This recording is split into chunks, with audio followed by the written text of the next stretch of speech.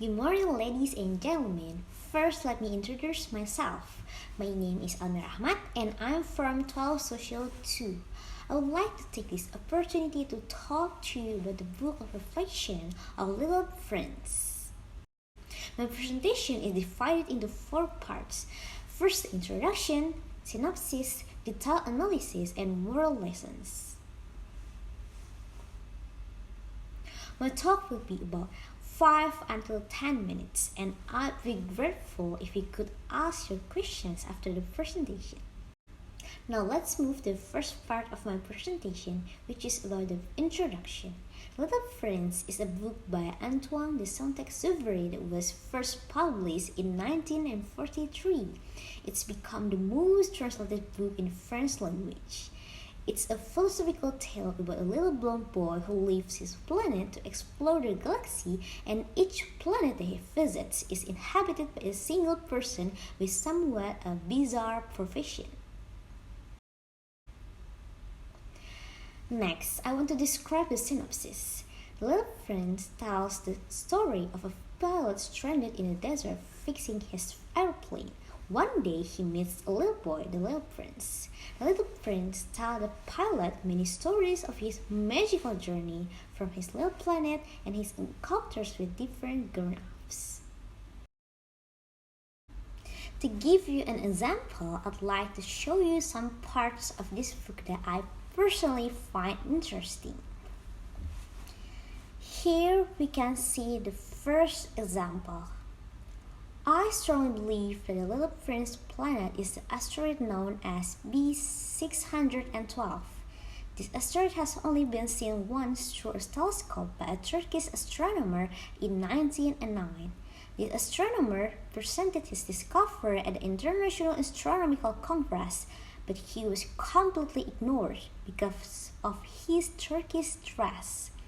Grown-ups can often be like that. And this is the second example. I have given you these details about the asteroid because of the grown-ups, they seem to love numbers. When they hear that you have made a new friend, they ask the most unimportant questions. They never say, what does his voice sound like? What games does he love best? Does he collect butterflies? Instead, they ask, how old is he? How many brothers has he? What is his weight?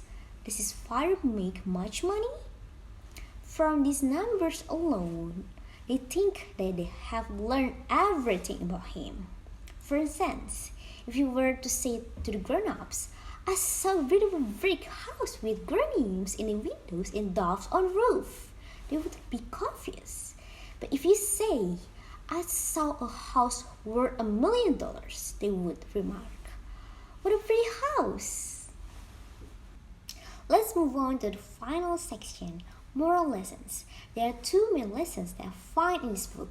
First, hold on to your creativity, and second, look with your heart, not your eyes. Look, if I show you this illustration, what do you think? Is it a hat? Or a rock? Or something else? But it is not a hat. It is very clearly a snake digesting an elephant. And ta-da!